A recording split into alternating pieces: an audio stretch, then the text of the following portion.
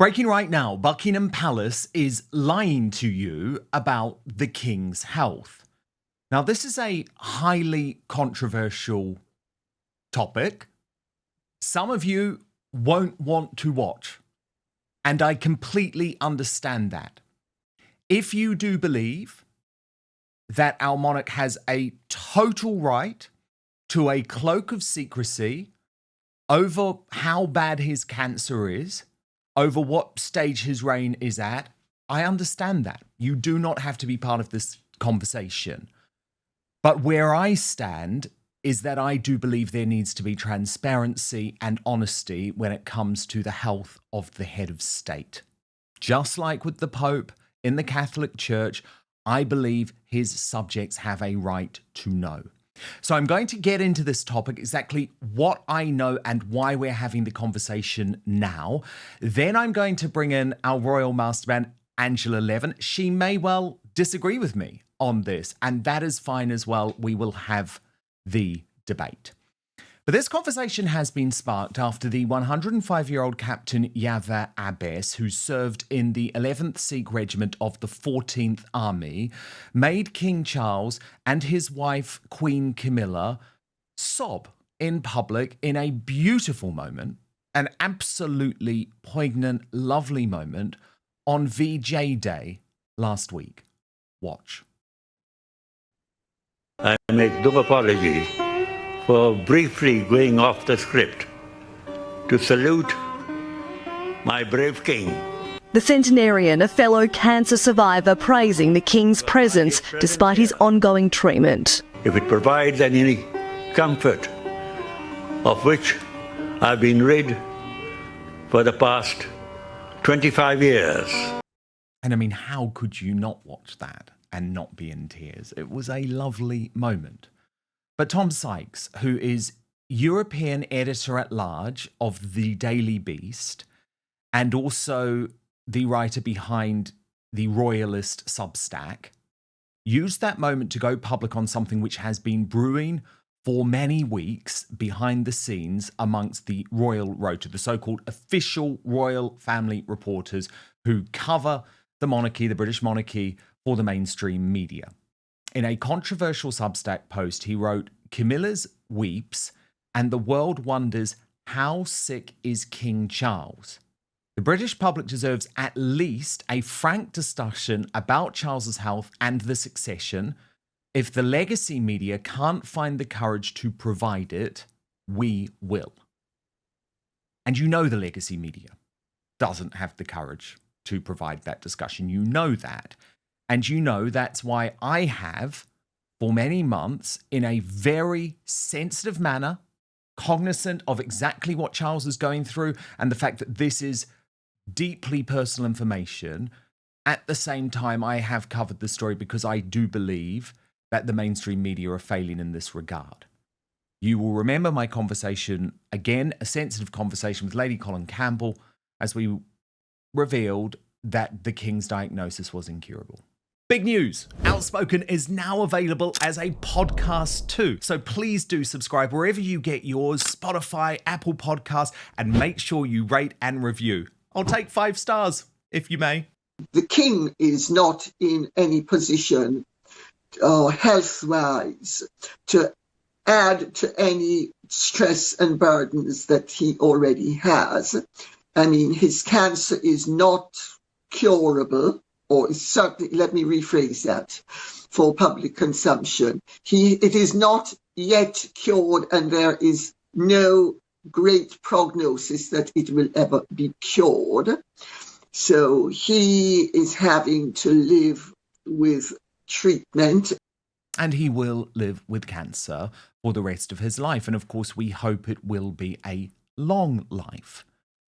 However, it must also be pointed out that there is a difference here, because some of you will be saying, well, why is what's happening with Charles and the bloodshot eyes and his aging, why is that of public interest, whereas Catherine's cancer treatment was not? And I would just be very clear on this. Charles is the reigning monarch. His health has constitutional implications. And if things really are as bad as many within the royal family believe, then of course there is the need to prepare the ground for what is coming, and that is, of course, a King William.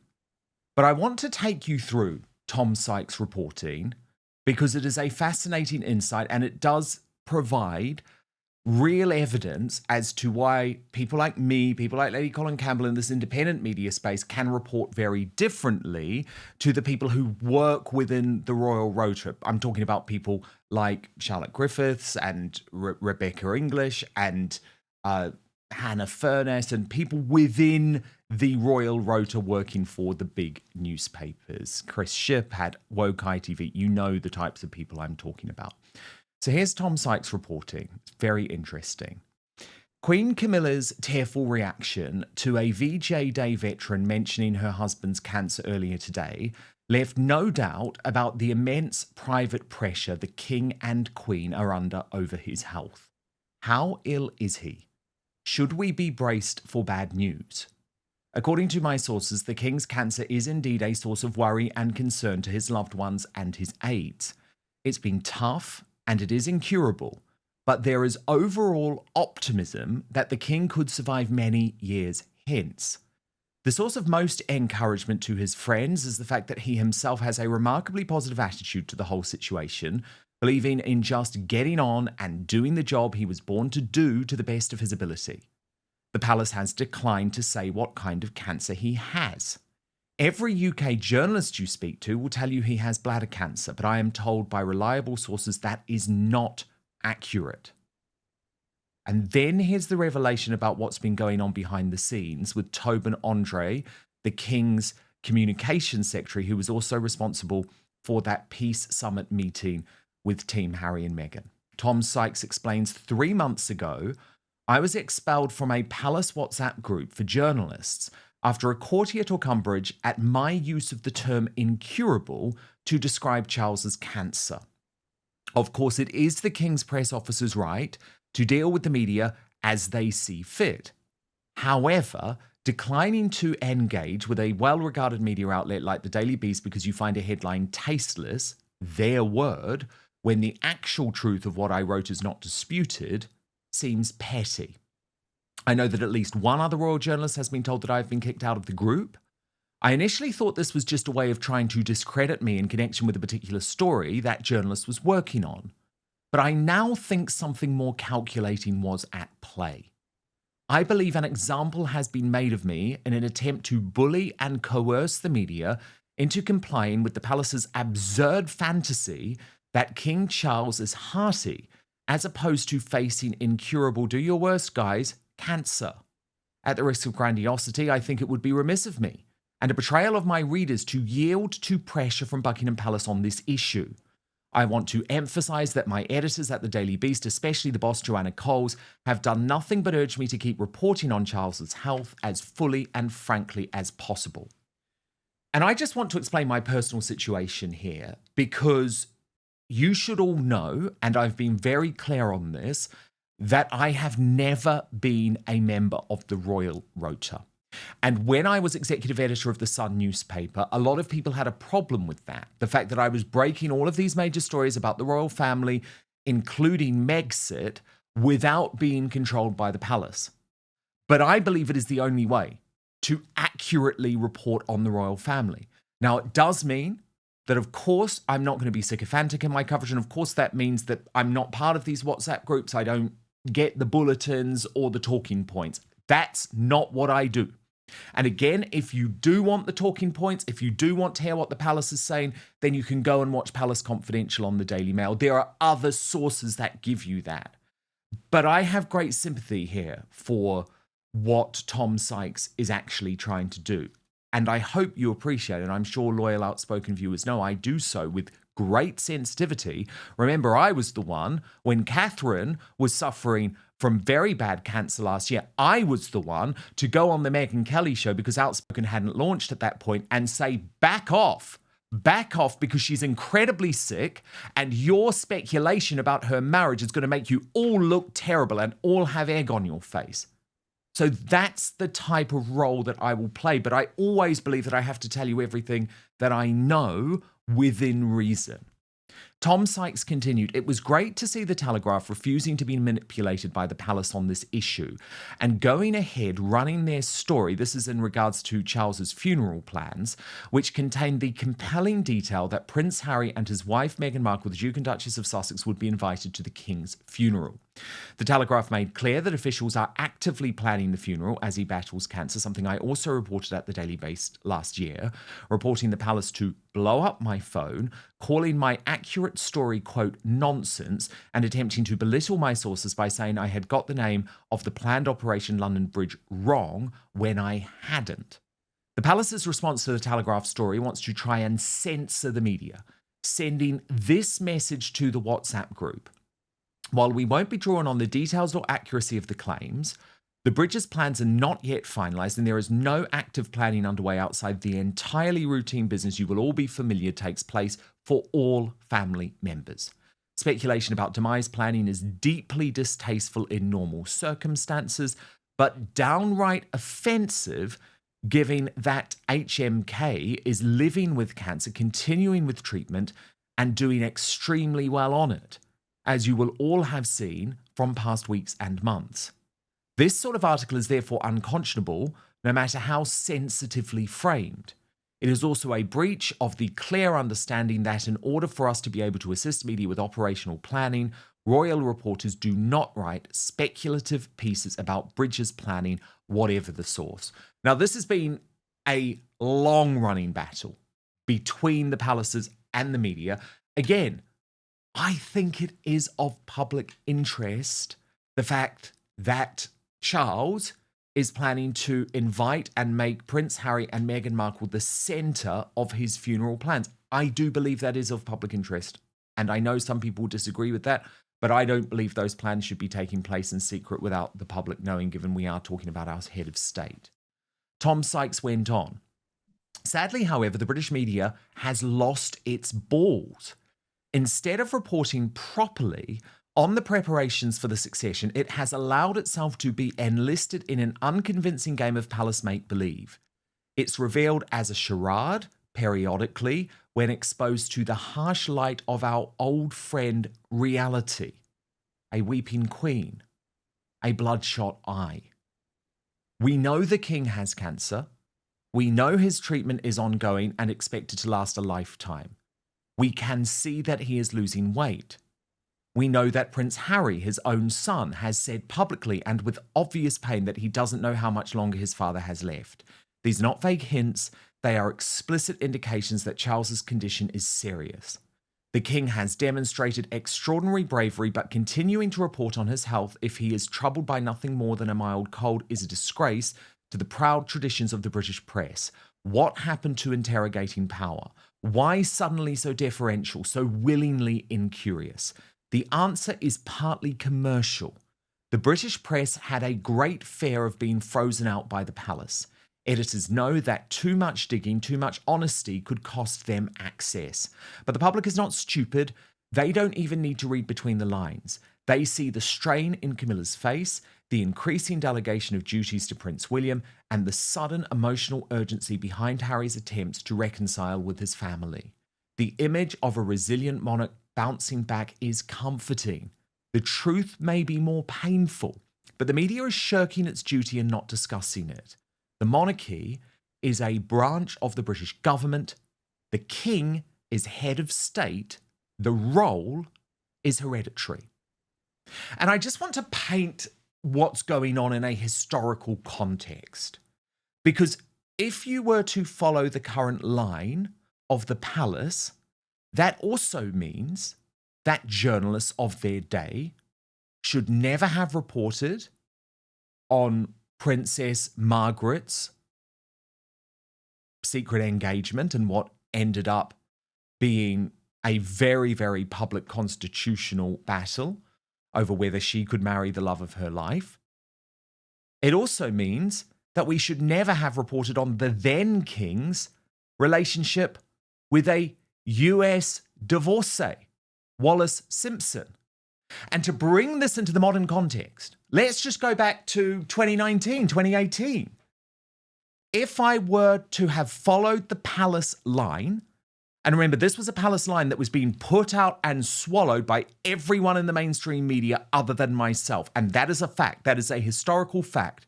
We would have believed that Meghan Markle was adored behind the scenes within the royal family. We would have believed that Meghan Markle had no issue with Prince William or Catherine, the Princess of Wales, that there were no problems between Meghan Markle and the courtiers, that Meghan Markle hadn't fallen foul of the late Queen Elizabeth II because of the terrible way that she acted before her wedding. Now, I think I would have been doing a disservice not to report the truth, to have followed the official palace line. So I repeat, I will be incredibly sensitive when it comes to the King's health. However, I do back Tom Sykes here. I do back my reporting. I back Lady Colin Campbell's reporting. And I stress again, what I am doing here on Outspoken, when I launched Outspoken, I promised I will bring you the exclusives the Royal Rota don't. Some of those exclusives are highly sensitive. Some of them might annoy you. Some of them might even be harsh on people who you adore, like William or Catherine or Sophie or even Princess Anne. But it is very important that you know that I am independent from the Royal Rota, independent from the palace operation, and that public interest reporting has to be at the heart of what we do. Yes, I'm a royalist. Yes, I'm a monarchist, but I believe that institution stays strong because of scrutiny, kind scrutiny, yes. I mean, we're not treating the king like we are a prime minister. We have a huge level of respect for him. But I do appreciate this is a controversial one. And I want to bring in Angela Levin now, our royal mastermind. She is, of course, Queen Camilla's biographer, Prince Harry's biographer, and a long chronicler of the royal family, but also someone who does it from outside of the royal rota and with independence. So, Angela, I have no idea what you think about this. But first, let's be honest, finding a doctor who isn't just parroting big pharma talking points, practically impossible these days. But one bold Texas doctor of physical therapy is cutting through the nonsense, revealing 7 powerful reasons why anyone over 50 should be drinking this one overlooked thing daily. And no, it's not milk, not some chalky calcium shake either, don't worry. It's a unique protein your body stops producing as you age, yet it's been shown to dramatically boost bone density, soothe joint pain, and even smooth out wrinkles and cellulite. Users are also seeing thicker hair, stronger nails, and faster results than you'd expect, some in just 2 weeks. And get this, over 5 million jars sold, more than 8,000 5-star reviews, and a 365-day money-back guarantee. That is confidence. So for my listeners, you can get up to 45% off this formula plus free shipping right now. Just head to trynativepath.com/outspoken. Again, that's trynativepath.com/outspoken. No fluff, just results. Go see what the hype's about. And very excited to tell you that at the end of our royal interview, we will actually be speaking to that bold Texas doctor to reveal much more about why Big Pharma can no longer be trusted. So do stay tuned for that. But now, back to the show. Well, I'll tell you straight away, I don't agree with you, I'm afraid, very kindly so. I have 2 friends who've been on cancer for 10 years, both of them. Neither of them would be told when they might die and when they might not. They realise they're not well. They go for checks every couple of weeks and they're fine. They're working, they're doing lots of things.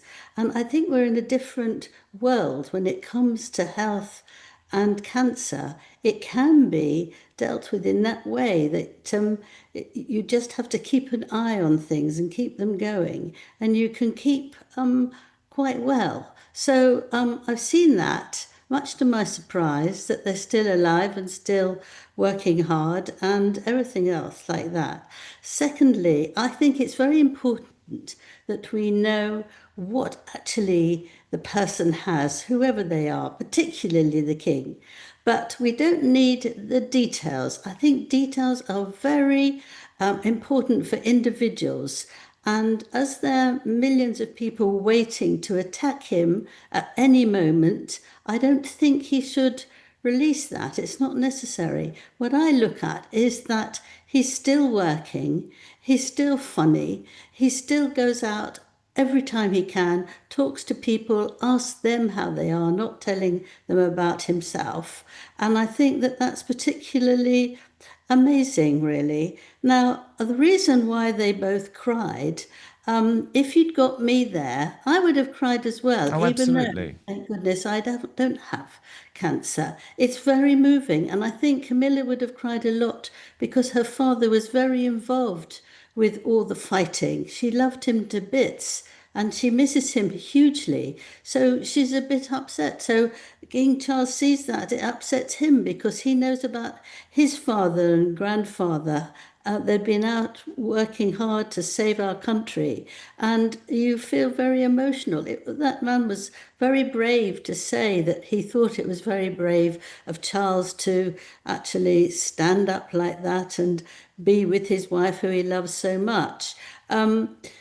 I wouldn't say it shouldn't have been said. I think that's okay. But I think that you must, the atmosphere of where they were and how painful it is. And I think as well, we're very near a war. I mean, we're in a terrible state here. And I think when you think about it all, my goodness, we want to hang on to our life. And it's like that you're much more emotional. I mean, King Charles is now much more emotional. He's got a wife who he adores, she adores him, and you're much more likely to cry about those things because you let it out rather than you're very hard and you don't want to sort of feel what love is and you sort of stay all structured and don't do anything. So that's that. You're quite right. I don't belong to anything tied up with the palaces. I prefer to do it all my own and find people who will talk to me on my own. So I'm not doing anything there to be a goody two-shoes gal. But I do think that you can't at all tell how long cancer is going to No. last unless No. it's really towards the end. And to be honest, Angela, I mean, I hear everything you're saying, and I don't particularly disagree, because what I'm not suggesting, by the way, because if I was suggesting this, I would have done it. I'm not suggesting that what type of cancer Charles is suffering from or Catherine was suffering from should be made public. That is their private medical information. But I guess what Tom Sykes is saying, and where I agree, is that there's a sort of make-believe going on within the palace operation, which is like, let's just pretend as if the king doesn't have cancer at all. And I think that is really weird. It also does him a disservice because indeed everything the king does should be seen through a prism of how incredible that he is doing all of this and he is working so hard as he undergoes cancer treatment. But I do believe, I mean, if you look at the Pope, Angela, for example, I always think the way we deal with the Pope is hugely dignified, but the Vatican has a tradition of providing regular health updates to manage global expectations, prepare for succession, and maintain the church's moral authority. And I think it's done with dignity. And I'm not saying, oh my goodness, we need to do what the US president does, right? Where the doctor comes on and sort of says, here's all of the details. I get it. You know, these are not elected individuals. But I think there does need to be a little bit more transparency. And I think what I am being particularly critical of today, Angela, is the fact that Buckingham Palace is now actively trying to shut down reporting and almost, I would argue, if you look at their statement, Angela, using emotional blackmail to do so. And I think that's very unfair on the journalists involved. I think they've done this for ages about Yes. certain things they don't want you to know about. It's about engagements, about minor illnesses, about, all sorts of things that they don't particularly want us to know about. But that's how it is. And I think with this, you said they read out that, he's doing very well. He's very optimistic. He wants to, carry on. He's surprisingly looking to the future, right? Well, I don't think you want staff who are stopping that in any way. I don't think that's necessary.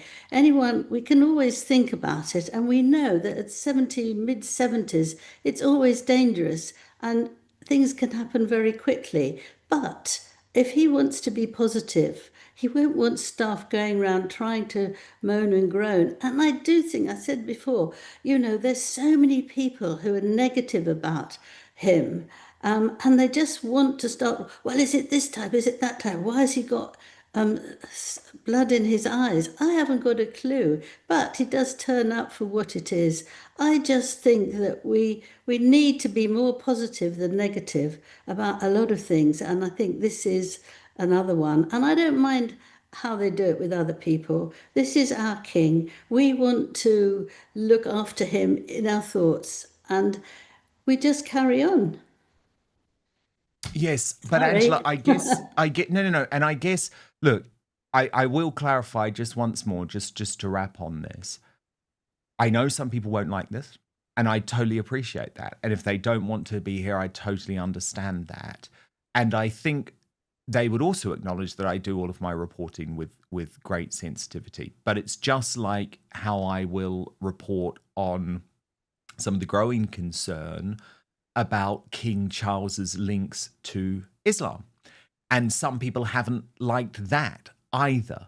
But again, I think it's because I'm a monarchist, because I believe in this institution, Angela, that it's my responsibility to do so, to point out, actually, this is a man who is the head of the Church of England, for example. Oh, but I agree with you there. I agree with you there. I mean, I've written about King Charles about that 2 days ago, that I was very concerned that he was doing too much. And I don't mind what I say. I mean, that's what I feel at the moment, is other people with different religions feel neglected, and I think that's wrong. So that's all right. But I just think this one is a special one, and we've just got to be positive. That's what I feel. Indeed. And I do think journalists, you must admit that journalists sometimes think they're extremely important. And if they do something and the people that they want to talk about say no or become difficult, then they feel that actually, they're doing it because they don't want the person to work well or do everything possibly. And I think sometimes you have to calm yourself down. I'm not saying that to you, you're fine, but there are journalists who are very, get very pompous. No, indeed. I totally see that point too. And as I say, I just wanted to be transparent about it, because I think what's really bad is when journalists have discussions behind the scenes and cut the public out of this. And when I read what these messages were to Tom Sykes, and I knew what my reporting was, I just thought it was important to have a conversation. And I know a lot of people will disagree with me, but I wanted to be transparent about where I'm coming from. And I do believe that the palace should be more honest about what is going on with King Charles. And of course, these are the types of discussions we have here on Outspoken, the news that you won't get from the Royal Rota. If you do support what I do, then my Substack is www.outspoken.live. Signing up for the paid monthly subscription gives you first access to the Royal Uncancelled After Show Monday to Friday. And I would love to have you as part of it. www.outspoken.live. Thank you so much for watching Dan Wootton Outspoken. Please click on my face just to the bottom left to subscribe to this brand new independent news source and turn on the notification bell so you'll be alerted to our brand new live shows, uncancelled interviews, and special royal episodes. Outspoken is also now available as a podcast, so you can listen to the show every weekday on the go, wherever you are.